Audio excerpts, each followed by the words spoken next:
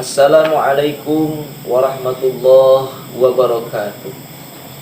Alhamdulillahirabbil alamin wa bihi nasta'inu ala umuri dunya waddin wa ala alihi washabbihi ajmain.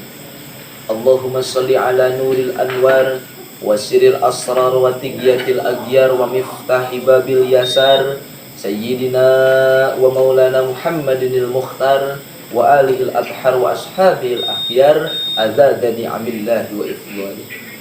Faqad qala Allah ta'ala fil Qur'anil Karim wa huwa asdaqul qailin a'udzu billahi minasy syaithanir rajim bismillahirrahmanirrahim ya ayyuhalladzina amanu kutiba alaikumus syiyam kama kutiba alal ladzina min qablikum la'allakum tattaqun. Shadaqallahul azim wa sadaqar rasuluhun nabiyul karim wa nahnu ala dzalika minasyahidin wasyakirin walhamdulillahi rabbil alamin. Puja hak mutlak milik Allah Azza wa Jalla, Allah yang maha kuasa, Allah yang cinta pada hambanya yang bertakwa. Puji hak mutlak milik Allah Rabbul Ijati, Allah yang maha suci, Allah yang maha hakiki, Allah yang cinta pada hambanya yang sejati. Syukur mari kita panjatkan kehadirat Allah Rabbul Ghafur, Allah yang maha besar, Allah yang cinta pada hambanya yang selalu bersabar. Salawat dan salam semoga selamanya tercurahkan, selamanya terlimpahkan kepada baginda alam Nabi besar Muhammad sallallahu alaihi wasallam, pada keluarganya, para sahabatnya, para tabi'in dan tabi'atnya, dan mudah-mudahan rahmat Allah dan keselamatannya selalu menyertai kita semuanya. Amin amin ya Allah ya rabbal alamin. Hadirin ma'asyiral muslimin rahimakumullah. Sekarang kita berada di bulan suci Ramadan.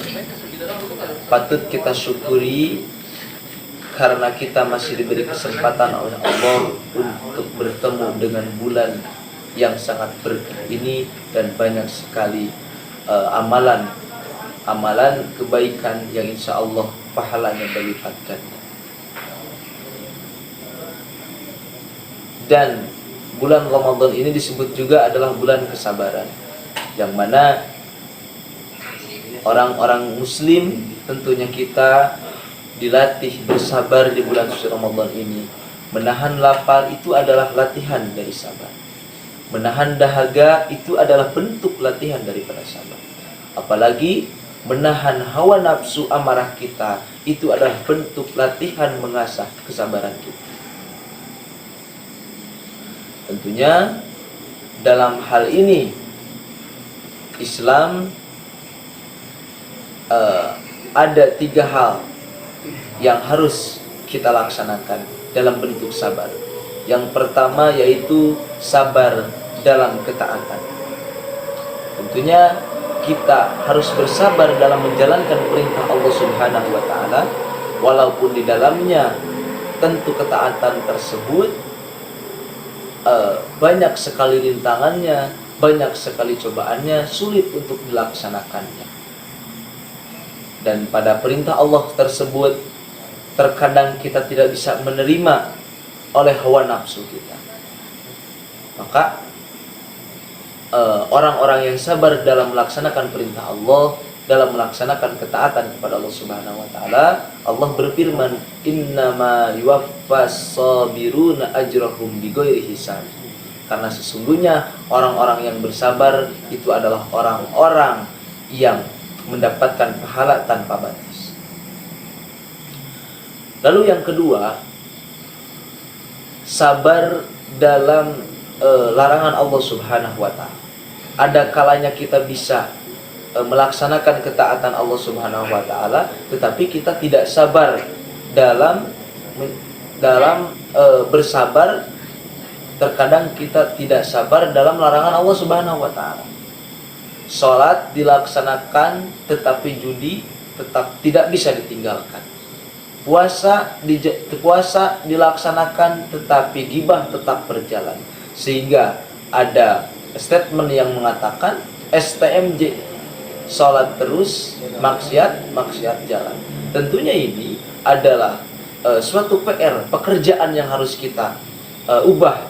Dalam arti momennya di bulan suci Ramadan, kita harus bisa lebih melatih dan mengasah kesabaran kita. Tentunya dari taat, melaksanakan taat kepada Allah dan menjauhi larangan Allah Subhanahu wa taala.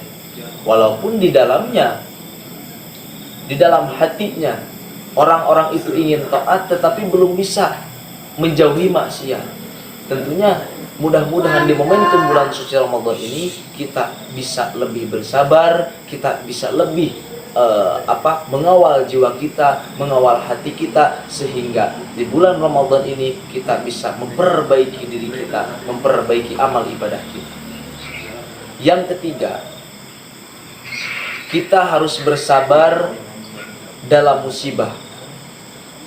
Tentunya musibah yang Allah berikan kepada kita tidak hanya cobaan pahitnya saja, tidak hanya ujiannya saja, tetapi kebahagiaan pun itu adalah musibah. Karena apa? Karena ketika kita tidak bisa mengolah setiap musibah jadi hikmah, maka kita akan berkata luhlah, mengeluh dan lain sebagainya. Maka bentuk cobaan itu tidak hanya dalam ujian saja, tetapi dalam kebahagiaan adalah cobaan, adalah musibah. Ketika kita tidak bisa memanfaatkan kebahagiaan dengan rasa bersyukur, maka itu pun akan menjadi musibah. Apalagi kebahagiaan tersebut tidak bisa mendekatkan diri kita kepada Allah, itu adalah sebuah musibah. Nah, terkadang kita selalu mengeluh itu ketika kita mendapatkan ujian dari Allah Subhanahu wa taala. Seperti contoh, ada seorang anak yang ingin menceritakan semua permasalahan hidupnya, semua gundah yang berada dalam pikirannya kepada orang tuanya, kepada ibunya. Dan kebetulan si anak tersebut mempunyai ibu yang sangat bijaksana. Ketika anak tersebut ingin menceritakan semua permasalahannya, semua beban hidupnya kepada ibunya, ibunya tersebut mendengarkannya dengan cara apa? Dengan cara memberikan contoh. Ikutlah anak tersebut ke dapur, mengikuti ibunya sambil mengoceh ingin menceritakan permasalahan hidupnya. Ibunya tersebut mengambil 3 cangkir dan tiga isinya. Isi cangkir pertama berisikan wortel, isi cangkir kedua berisikan telur, isi cangkir yang ketiga berisikan air teh bubuk dan secangkir teh. Nah, dalam hal contoh ini, ibunya tersebut mulai merespon anaknya yang sedang menceritakan mengoceh beban hidupnya, permasalahan yang ada dalam dirinya. Ibu tersebut mencontohkan, "Nah, cobalah lihat cangkir yang pertama yang berisikan wortel tadi. Kita tahu buah wortel tersebut yang asal mulanya itu adalah keras, ketika disirami oleh air panas yang mendidih di dalam gelas tersebut, si wortel tersebut berubah menjadi lembek. Artinya ketika kamu dilanda sebuah musibah, artinya ketika kamu dilanda sebuah permasalahan, janganlah kamu seperti wortel yang ada di dalam gelas yang pertama. Mengapa? Ketika mereka diuji oleh Allah, ketika mereka diuji musibah oleh Allah, mereka menjadi lembek. Si wortel tersebut menjadi lembek dan menjadi lemah. Janganlah kamu menjadi cangkir yang pertama. Dan kamu pun jangan menjadi cangkir yang kedua. Ketika dilanda sebuah masalah, ketika dilanda sebuah ujian, ketika dilanda sebuah musibah, cangkir tersebut yang berisikan telur tersebut, kita tahu telur yang asalnya mudah pecah, yang asalnya dalamnya cair, ketika dituangkan air panas yang mendidih ke dalam gelas tersebut, tiba-tiba si telur tersebut berubah menjadi keras. Artinya ketika kita dilanda sebuah musibah, dilanda sebuah ujian, dilanda sebuah cobaan, janganlah kamu seperti telur yang ada di dalam gelas tersebut. Kamu menjadi keras kepala, hatimu menjadi keras, tidak bisa menerima takdir yang telah Allah tetapkan kepadamu.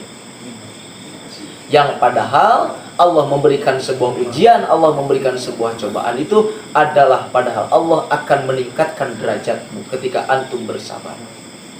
Yang ketiga, yang pertama tadi kamu jangan menjadi isi dari gelas yang pertama, dan jangan menjadi isi gelas yang kedua yang berisikan telur yang menjadi keras kepala, tetapi jadilah kamu menjadi gelas yang ketiga yang berisikan seserbuk teh yang dimasukkan ke dalam air tersebut.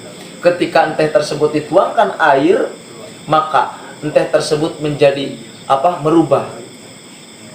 merubah suasana tersebut, air tersebut, bahkan mengeluarkan bau yang harum.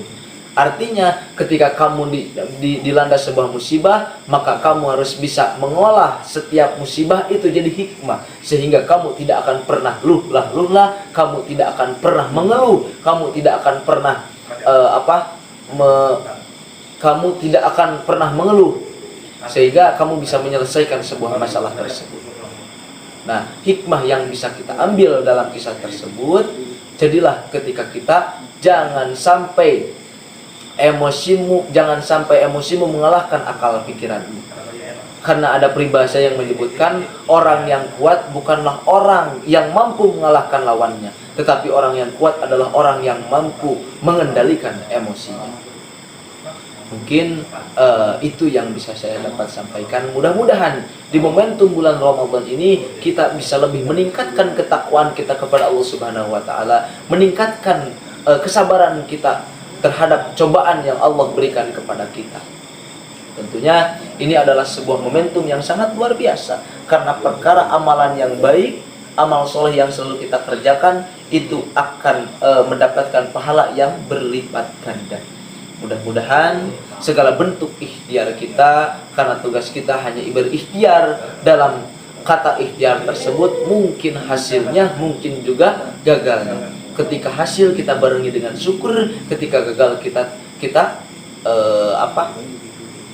gagal kita barengi dengan sabar. Mudah-mudahan segala bentuk ikhtiar kita selalu ada dalam lindungan Allah Subhanahu wa taala. Mungkin sekian yang dapat saya sampaikan. Mudah-mudahan ada hikmahnya, khususnya bagi kita semua, khususnya bagi saya pribadi yang menyampaikannya, umumnya untuk kita semuanya. Billahi bisabil haq. Wassalamualaikum warahmatullahi wabarakatuh.